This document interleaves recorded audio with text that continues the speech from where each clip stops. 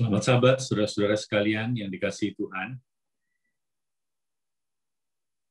Pada sabat hari ini kita bersuka cita karena Tuhan memberikan satu waktu bagi kita untuk mempelajari firman Tuhan.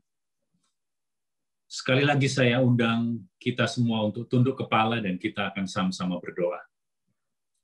Tuhan Bapa yang bertahta dalam kerajaan surga, kami bersyukur dan terima kasih untuk kesempatan yang Tuhan berikan kepada kami untuk mempelajari dan merenungkan firman Tuhan. Biarlah Roh Kudus Tuhan menguasai pikiran kami, terutama untuk hamba-Mu Tuhan yang akan menyampaikan. Dan bagi semua yang mendengarkan, kiranya roh yang sama akan berbicara ke dalam hati kami masing-masing. Sehingga pada saat kami selesai mendengarkan firman ini, ada satu kerinduan bagi kami untuk lebih bergantung kepada Tuhan dan berubah di dalam kehidupan kami. Terima kasih, berkati supaya semua sarana yang kami pergunakan dapat berjalan dengan baik, dan kami semua dapat menerima firman yang Tuhan akan sampaikan. Karena ini semua kami mohon, hanya di dalam nama Yesus, penebus dan juru selamat kami. Amin. Saya akan share screen, saudara-saudara.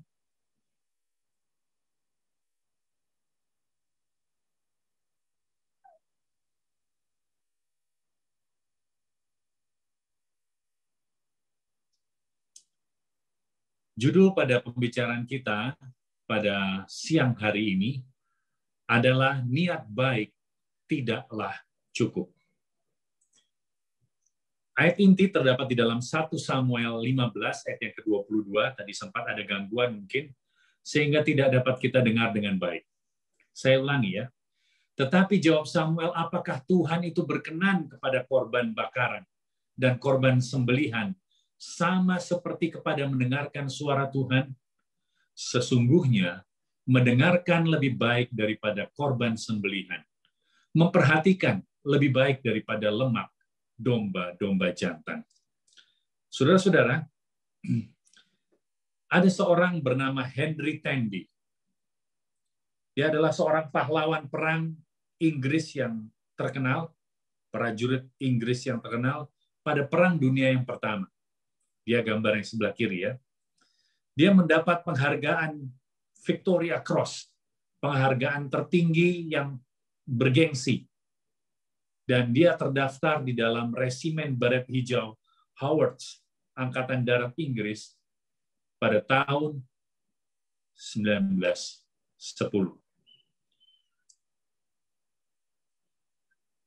Di cerita yang lain, pada akhir tahun 1918, setelah terlibat pertempuran yang begitu sengit, seorang tentara muda Jerman yang bernama Adolf Hitler, gambar yang di paling kanan, terluka parah.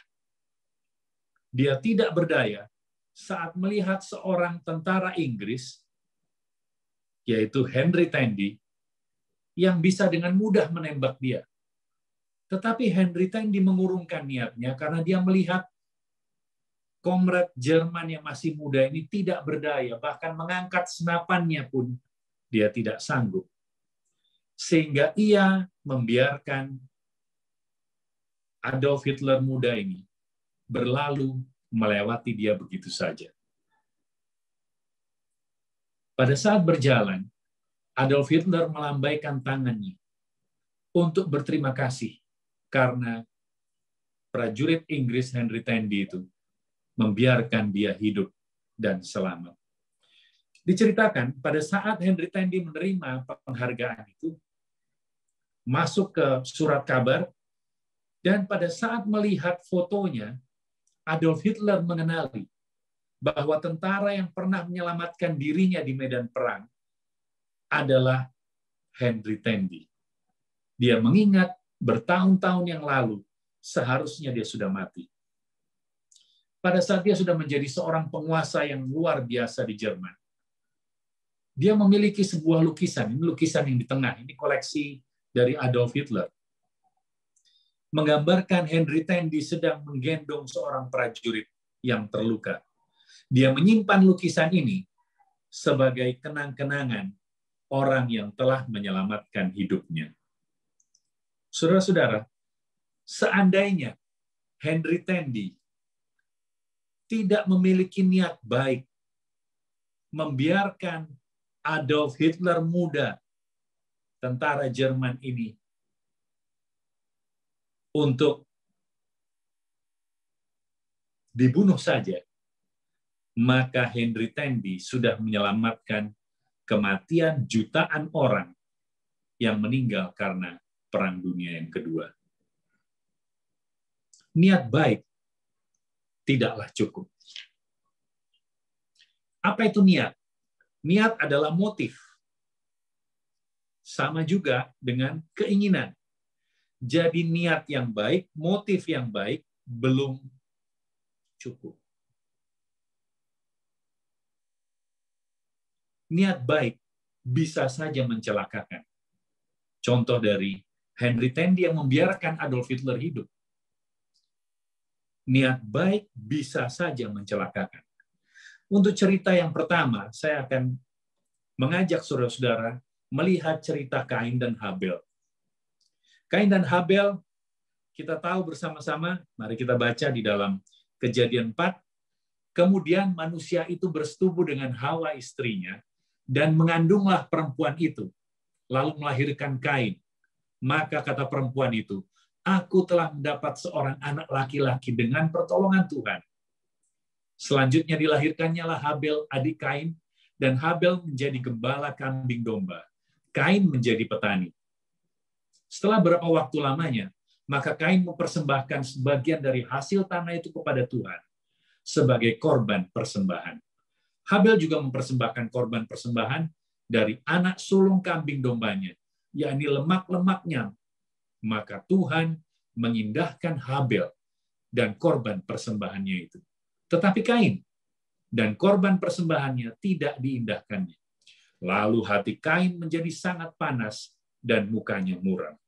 Saudara-saudara, kalau kita lihat, ini ada orang yang mengilustrasikan, Kain mau menyembah Tuhan. Dia juga mau mempersembahkan sayur-sayuran, buah yang terbaik yang dia hasilkan dari usaha kerja kerasnya. Dia memilih yang terbaik loh untuk Tuhan. Yang paling besar, yang paling manis, yang paling indah tampaknya.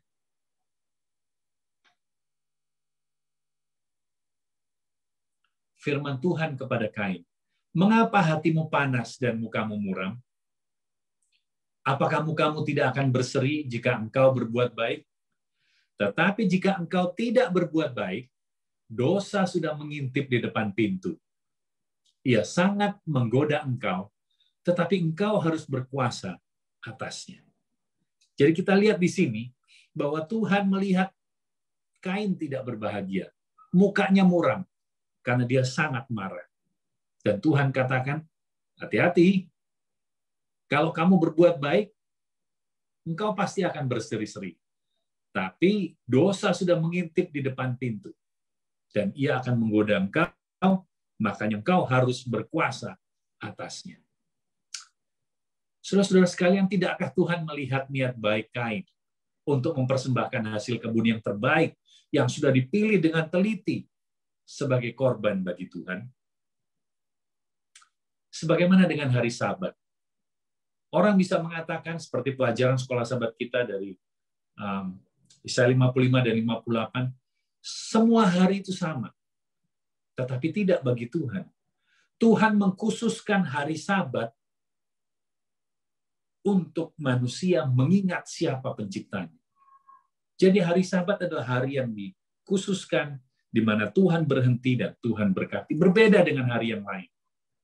Demikian juga mengenai makanan. Orang mengatakan, oh sudah selesai. Kita bisa makan apa saja. Tetapi Tuhan tidak katakan demikian. Tuhan menyebut ada yang clean, ada yang unclean.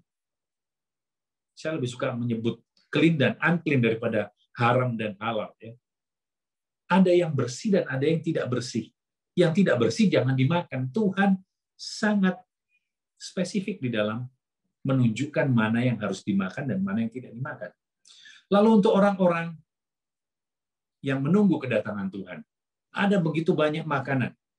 makanan hewani dan makanan segala macam. Tetapi bagi umat Tuhan, di akhir zaman, Tuhan punya pekabaran khusus bahwa makanan seperti inilah yang harus dimakan. Jadi dengan demikian kita bisa melihat bahwa Tuhan yang kita sembah adalah Tuhan yang menyukai detail dan keakuratan. Tuhan sangat detail, sangat akurat. Buktinya apa? Kita bisa melihat di sini, pada saat Dia menyuruh Musa untuk membuat kemah suci, tempat di mana Ia suka untuk hadir bersama-sama dengan umatnya. Begitu detail, begitu banyak detail-detail yang spesifik yang Tuhan katakan harus dibuat begini, ukurannya sekian, warnanya apa, terbuat dari bahan emas atau perak atau tembaga. Semua yang di luar dari tembaga, yang di dalam dari emas. Semua ada artinya, semua ada lambang-lambang yang melambangkan bagaimana Yesus menyelesaikan masalah dosa. Sangat detail dan sangat akurat. Cerita yang lain, bagaimana kita akan mempelajari bahwa niat baik tidaklah cukup. Di dalam 2 Samuel 6, di sini dikatakan bahwa Daud mengumpulkan semua orang-orang pilihan di antara orang Israel. 30.000 orang banyaknya. Kemudian bersiaplah Daud, lalu berjalan dari Baal Yehuda dengan seluruh rakyat yang menyertainya, untuk mengangkut dari sana tabut Allah yang disebut dengan nama Tuhan semesta alam yang bertahta di atas kerubium. Kita lanjutkan, ayat yang ketiga. Mereka menaikkan tabut Allah itu ke dalam kereta yang baru setelah mengangkatnya dari rumah Abinadab yang di atas bukit. Lalu Usa dan Ahio, anak-anak Abinadab, mengantarkan kereta itu. Jadi tabut perjanjian ini setelah disimpan, setelah ditawan oleh bangsa Filistin, mereka kembalikan disimpan di rumah Abinadab. Jadi Usa dan Ahio ini biasa melihat tabut yang tertutup itu. Ayat yang kelima, Daud dan seluruh kaum Israel menari-nari di hadapan Tuhan dengan sekuat tenaga, diiringi nyanyian, kecapi, gambus, rebana, kelentung, dan ceracap. Ketika mereka sampai di tempat pengirikan Nahon, maka Usa mengulurkan tangannya kepada tabut Allah itu, lalu memegangnya, karena lembu-lembu itu tergelincir. Maka bangkitlah murka Tuhan terhadap Uza. Lalu Allah membunuh dia di sana karena keteledorannya itu. Ia mati di sana, dekat tabut Allah. Saudara-saudara, kalau kita lihat, Uza ini kan berusaha untuk memegang supaya jangan jatuh. Tabut itu sudah miring. Karena sapi mungkin menginjak batu dan akhirnya tabut itu sepertinya akan jatuh. Secara refleks dia memegang tabut itu supaya tidak jatuh. Kalau kita lihat di sini sepertinya Tuhan keterlaluan. Orang mau nolongin kok masa langsung dibunuh oleh Tuhan. Padahal di cerita yang lain kita tahu, pada saat tabut itu ditawan, berhasil ditawan oleh orang-orang Filistin, mereka mengangkat tabut itu dan mereka tidak mati. Walaupun setelah diletakkan di kuil-kuil Dagon, Dagon itu terpatah-patah, pecah, tumbang, tunduk kepada tabut itu. Tetapi kenapa Tuhan tidak bunuh orang-orang Filistin yang memegang tabut itu? Karena Tuhan tahu orang-orang Filistin itu tidak tahu mengenai hal itu. Sedangkan Uza, Tuhan sudah kasih informasi bahwa hanya imam besar dan orang yang bertugas mengangkat tabutlah yang boleh menyentuh tabut itu. Tuhan kita sangat spesifik. Ada yang mengatakan bahwa the road to hell is paved with good intentions. Kalau diterjemahkan bahasa Indonesia kira-kira, jalan menuju neraka itu diaspal dengan niat baik. Jalan menuju neraka diaspal dengan niat-niat baik kita. Orang punya niat baik. Orang mau melakukan hal-hal yang baik, tetapi belum tentu dapat membawa dia ke surga. Cerita yang lain supaya kita bisa lebih mengenal, mengerti apa itu niat baik tidaklah cukup. Di dalam ayat yang kedua, beginilah firman Tuhan semesta alam. Aku akan membalas apa yang dilakukan orang Amalek kepada orang Israel. Karena orang Amalek menghalang-halangi mereka ketika orang Israel pergi dari Mesir. Jadi pergilah sekarang, kalahkan orang Amalek, tumpaslah segala yang ada padanya, dan janganlah ada belas kasihan kepadanya.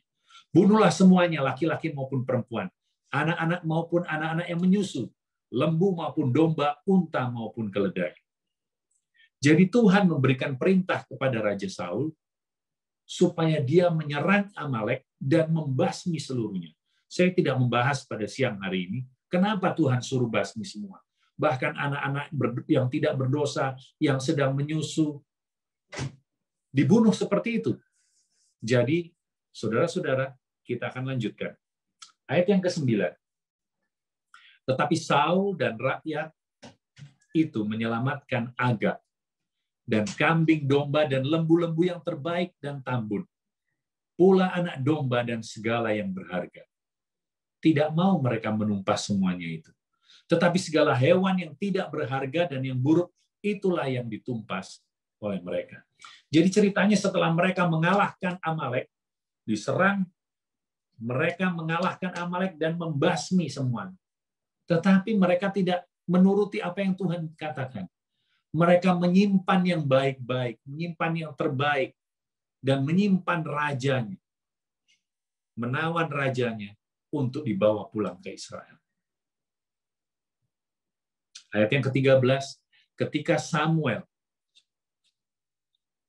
sampai kepada Saul, berkatalah Saul kepadanya, diberkatilah kiranya engkau oleh Tuhan, aku telah melaksanakan firman Tuhan. Lihat, Saul mengatakan bahwa dia sudah melakukan perintah Tuhan. Tetapi kata Samuel ayat 14, kalau begitu apakah bunyi kambing domba yang sampai ke telingaku dan bunyi lembu-lembu yang kudengar itu? Jawab Saul, semuanya itu dibawa daripada orang Amalek, sebab rakyat menyelamatkan kambing domba dan lembu-lembu yang terbaik dengan maksud untuk mempersembahkan korban kepada Tuhan Allahmu. Tetapi selebihnya telah kami tumpas. Jadi Saul mengatakan, ya itu bunyi-bunyi ternak karena rakyat yang mengambil itu semua untuk dipersembahkan kepada Tuhan Allahmu. Tapi yang lain sudah kami tumpas. Saudara-saudara, Saul memiliki niat yang baik dengan mengizinkan hidupnya ternak-ternak yang terbaik. Dia katakan untuk mempersembahkan, untuk dipersembahkan sebagai korban bakaran kepada Tuhan. Lalu kata Saul,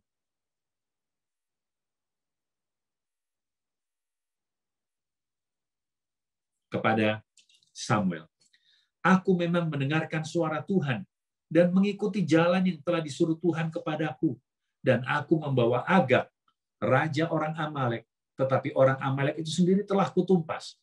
Tetapi rakyat mengambil dari jarahan itu kambing, domba, dan lembu-lembu yang terbaik dari yang dikhususkan untuk ditumpas itu, untuk mempersembahkan korban kepada Tuhan Allahmu di Gilgal.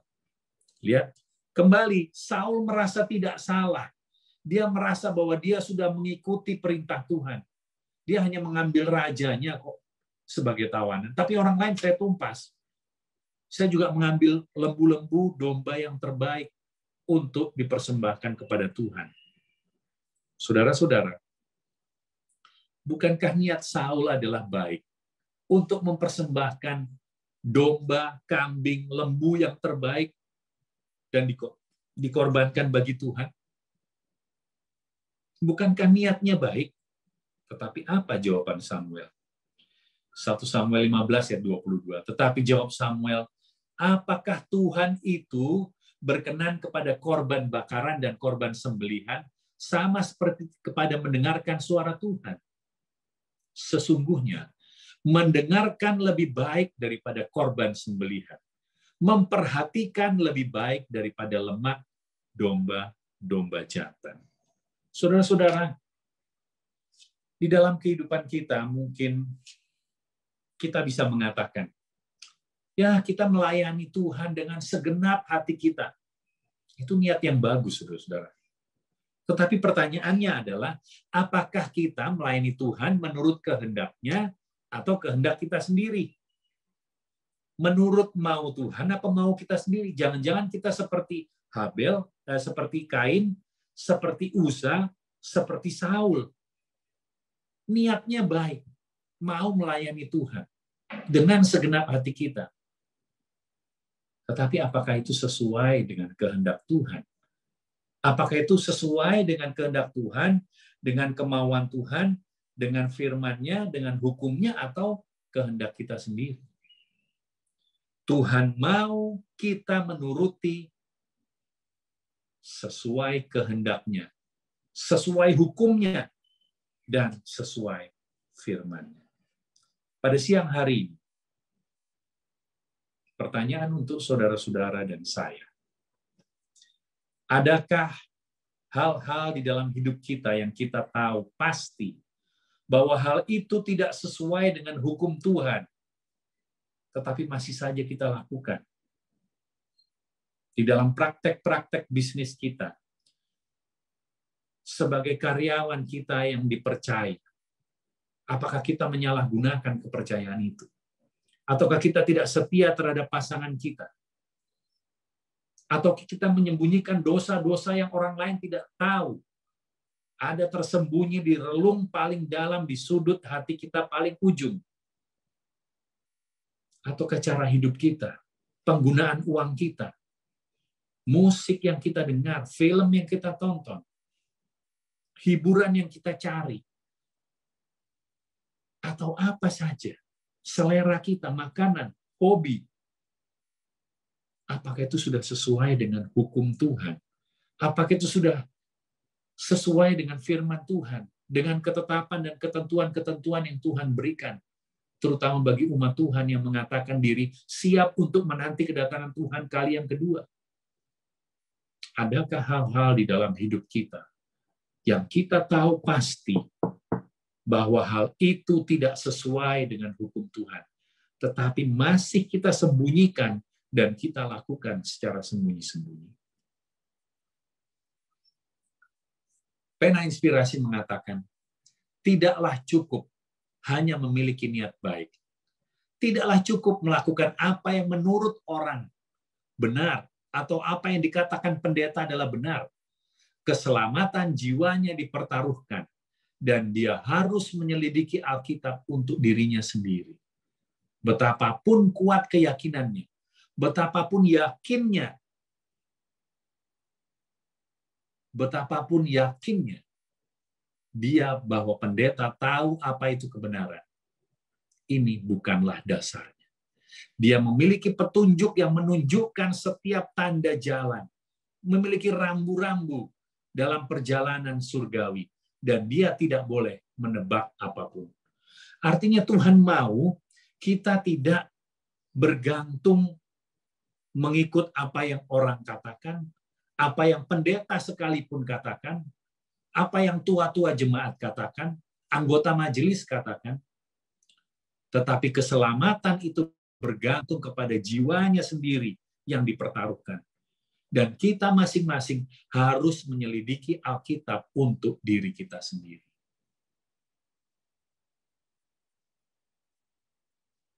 Untuk mengetahui apa yang benar menurut Tuhan.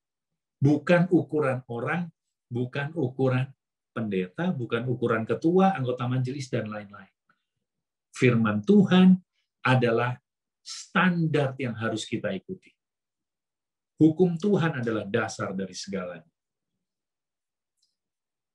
Di dalam kutipan yang lain mengatakan bahwa adalah tugas pertama dan tertinggi dari setiap makhluk rasional. Belajar dari Alkitab apa itu kebenaran.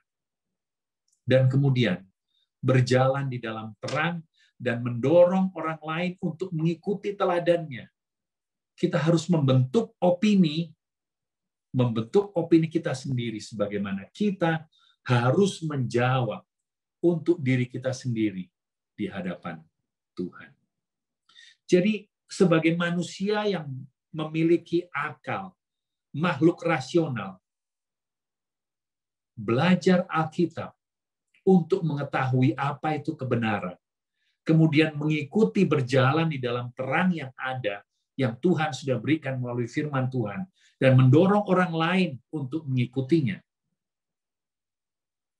Kita harus membentuk opini kita sendiri, sebagaimana kita berhadapan dengan Tuhan, dan menjawab setiap persoalan bagi diri kita sendiri. Pertanyaannya atau masalahnya adalah, kita ini manusia lemah. Kita suka jatuh di dalam dosa, kita sudah berpuluh tahun kita merangkul, kita merengkuh dosa itu. Dan kita tidak sanggup mematuhi hukum-hukum Tuhan dengan sempurna. Apakah ada pengharapan untuk kita? Apakah masih bisa kita memperoleh kemenangan? Nanti sore kita akan belajar bersama orang muda. Victory over sin. Is it possible? Tetapi siang ini kita juga akan sedikit membahas. Seperti yang dikatakan oleh Rasul Paulus di dalam Roma 7 ayat 21. Demikianlah aku dapati hukum ini. Jika aku menghendaki berbuat apa yang baik, yang jahat itu ada padaku. Sebab di dalam batinku aku suka akan hukum Allah. Tetapi dalam anggota-anggota tubuhku aku melihat hukum lain yang berjuang melawan hukum akal budiku dan membuat aku menjadi tawanan hukum dosa yang ada di dalam anggota-anggota tubuhku. Bahkan dia mengatakan, aku manusia celaka.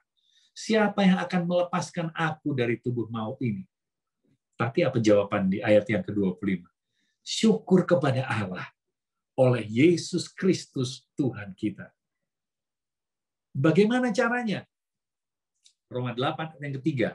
Sebab apa yang tidak mungkin dilakukan oleh hukum Taurat, karena tidak berdaya oleh daging, dikatakan tadi, siapa yang dapat melepaskan aku dari tubuh maut yang dikuasai oleh daging ini? Jawabannya adalah, sebab apa yang tidak mungkin dilakukan hukum Taurat, karena tidak berdaya oleh daging, telah dilakukan oleh Allah dengan jalan mengutus anaknya sendiri di dalam daging, yang serupa dengan daging yang dikuasai dosa. Karena dosa, ia telah menjatuhkan hukuman atas dosa di dalam daging. Jadi masih ada harapan, saudara-saudara, yang mungkin tidak mungkin kita lakukan. Keinginan kita yang selalu tidak menyukai hal-hal yang baik. Kita berontak. Hati kita rindu untuk melakukan yang baik, tapi tubuh ini lemah. Bagaimana caranya? Tuhan sudah mengutus anaknya di dalam daging yang serupa dengan daging yang dikuasai oleh dosa. Sama, daging yang sama yang kita miliki. Oleh karena dosa. Dan dia telah menjatuhkan hukuman di atas anaknya itu supaya kita bisa memperoleh kemenangan. Akhirnya, Rasul Paulus katakan dalam Galatia 2 ayat 20, namun aku hidup tetapi bukan lagi aku sendiri yang hidup, melainkan Kristus yang hidup di dalam aku. Dan hidupku yang kuhidupi sekarang di dalam daging adalah hidup oleh iman dalam anak Allah yang telah mengasihi aku, menyerahkan dirinya untuk aku.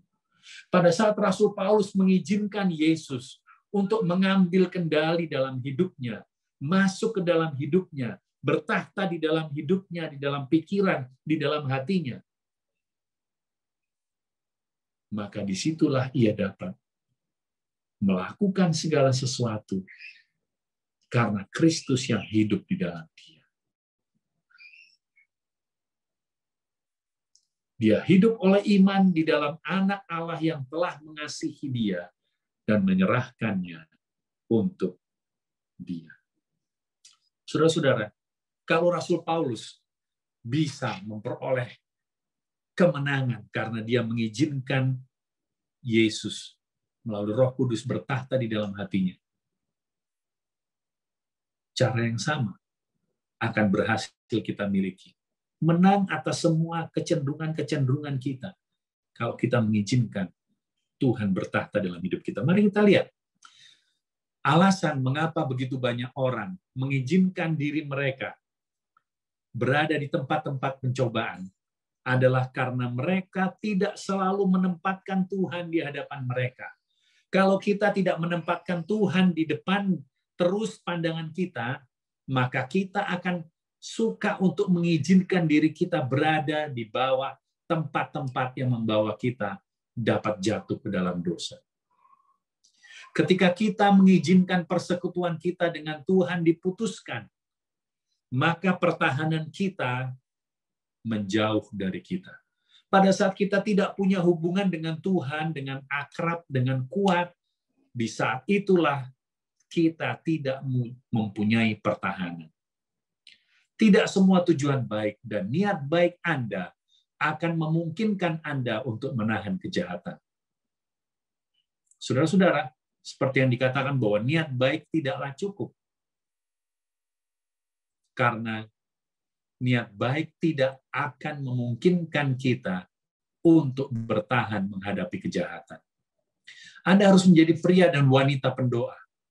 Permohonan Anda tidak boleh samar, tidak boleh hanya sesekali dan gelisah, tetapi sungguh-sungguh tekun dan konstan. Tidak selalu perlu berlutut untuk berdoa.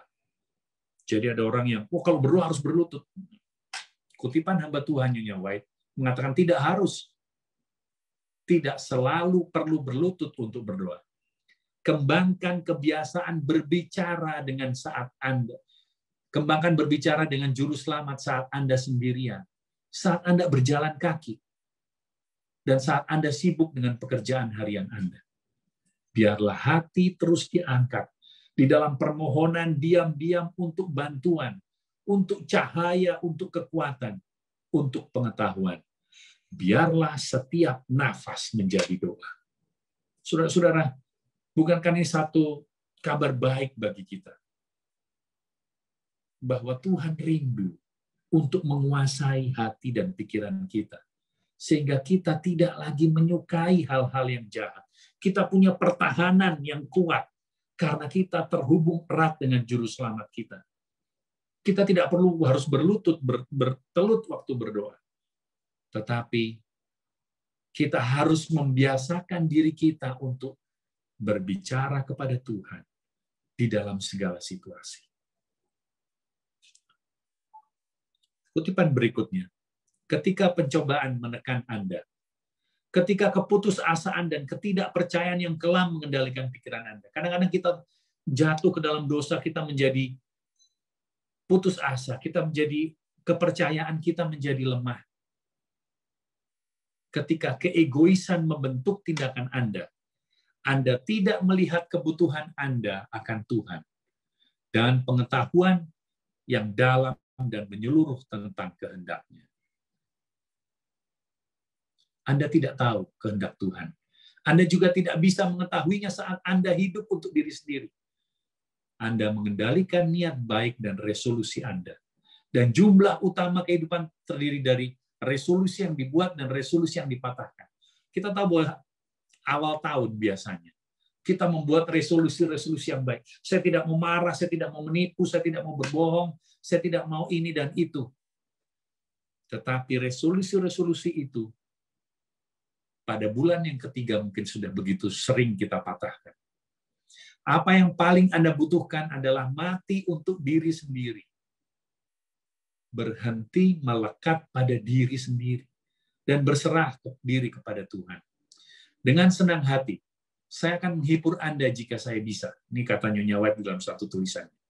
Dengan senang hati saya akan memuji kualitas baik, tujuan baik, dan perbuatan baik Anda. Tetapi Tuhan tidak senang menunjukkan ini kepadaku. Jadi Nyonya White katakan, saya bisa melihat kamu punya niat yang baik, punya hati yang baik, punya kualitas perbuatan yang baik, tetapi Tuhan menunjukkan tidak senang kalau saya menghibur Anda. Dia menyajikan di hadapan saya. Jadi Tuhan menunjukkan kepada Nyonya White rintangan-rintangan untuk Anda dalam memperoleh karakter kesucian yang mulia dan ditinggikan, yang perlu Anda miliki agar Anda tidak kehilangan istirahat, surga, dan kemuliaan abadi yang Dia ingin Anda capai. Ini yang saya warna merah sangat penting. Alihkan pandangan dari diri kita kepada Yesus. Kalau melihat diri kita, kita tidak sanggup, kita orang berdosa, kita tidak mungkin memiliki kemenangan atas semua pencobaan yang begitu kuat, yang sudah mendarah daging di dalam kehidupan kita. Saya punya seorang teman, dia sedang mempelajari tentang Yudaism. Dan dia mempelajari tentang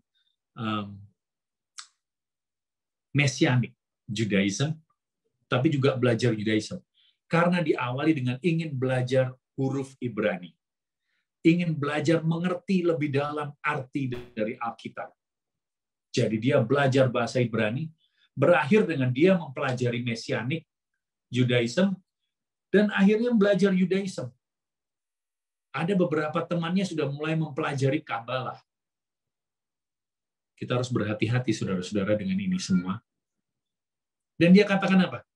Kalau melihat apa yang ditulis oleh Alkitab secara benar dalam bahasa aslinya, tidak mungkin kita bisa menang menghadapi dosa. Rasul Paulus itu adalah rasul yang palsu. Dia mulai mengatakan hal seperti itu. Saya belum sempat punya waktu untuk berbicara lebih dalam dengan dia. Tetapi itulah yang setan ingin tanamkan di dalam kehidupan kita. Bahwa tidak mungkin kita akan menjadi pemenang. Padahal Tuhan katakan, umatku adalah yang akan menjadi pemenang. Pada saat aku datang, mereka tidak memiliki dusta di dalam bibir mereka. Itu umat 144.000 yang Yesus siapkan. Alihkan pandangan dari dirimu kepada Yesus. Dia adalah segalanya dan di dalam segalanya. Pahala dari darah juru selamat yang disalibkan dan bangkit akan berguna untuk menyucikan dari dosa terkecil dan terbesar. Dalam mempercayai iman, berkomitmenlah menjaga jiwa Anda kepada Tuhan, Sang Pencipta yang setia. Jangan terus-menerus dalam ketakutan, dan ketakutan bahwa Tuhan akan meninggalkan Anda. Kalau kita terlalu pesimis, kita takut bahwa Tuhan akan meninggalkan kita, kita sama saja juga dengan mengolok-olok Tuhan kita yang mengasihi kita. Dia tidak akan pernah, kecuali Anda yang meninggalkan dia. Tuhan itu Tuhan yang setia, yang tidak akan meninggalkan kita, kecuali kita yang meninggalkan dia.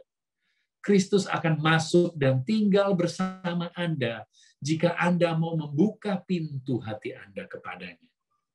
Akan ada harmoni yang sempurna antara Anda dan Bapa dan Putranya.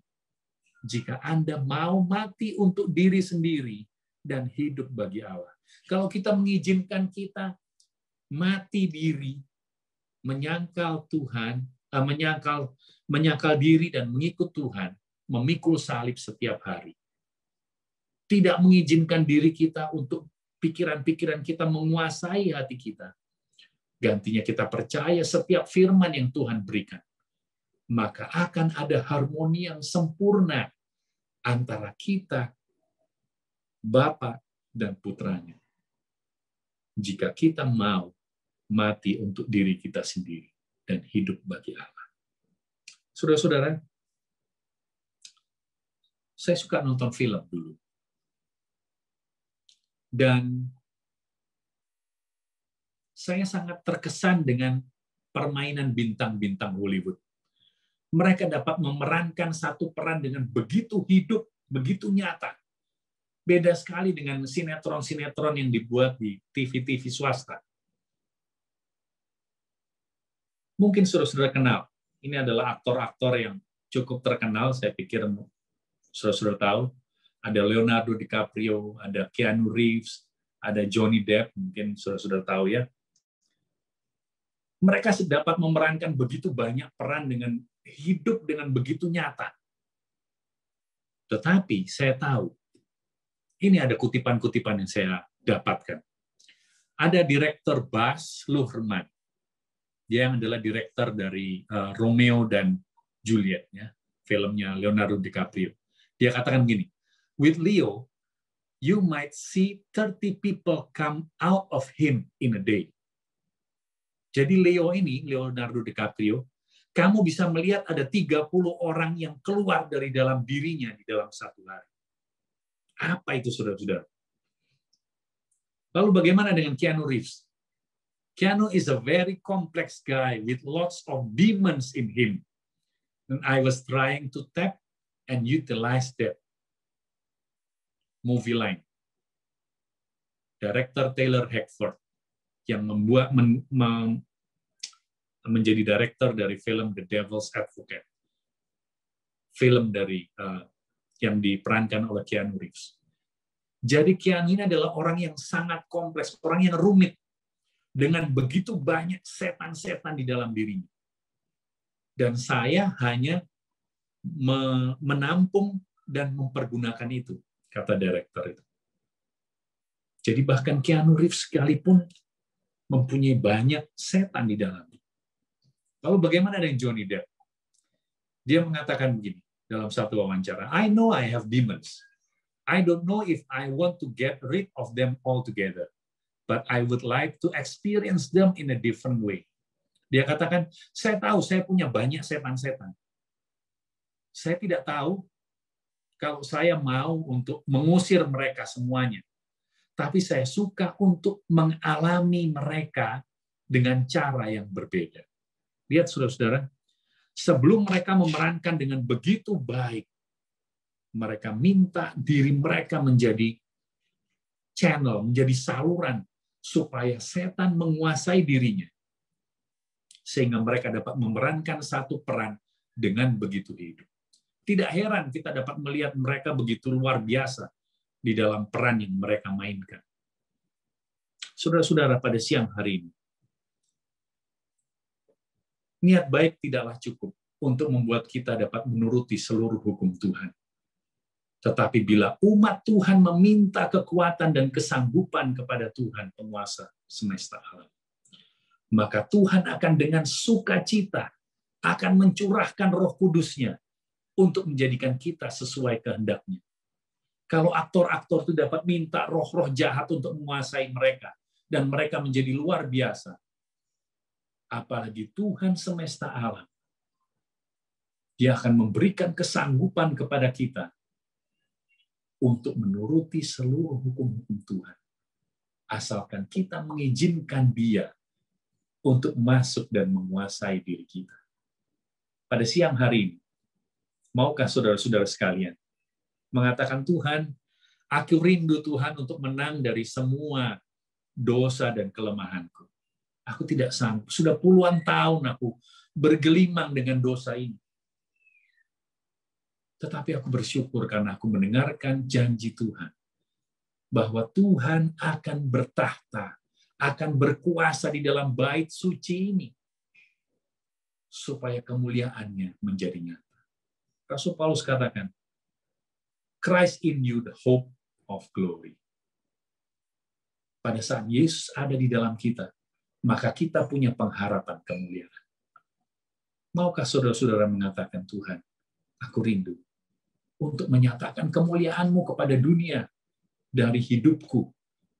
Bukan karena aku mematikan diriku dan mengizinkan Engkau hidup di dalam kehidupanku.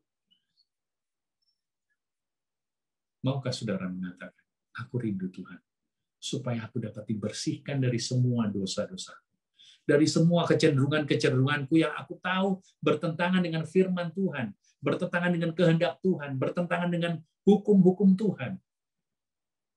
Maukah saudara menjadi pemenang pada siang hari ini?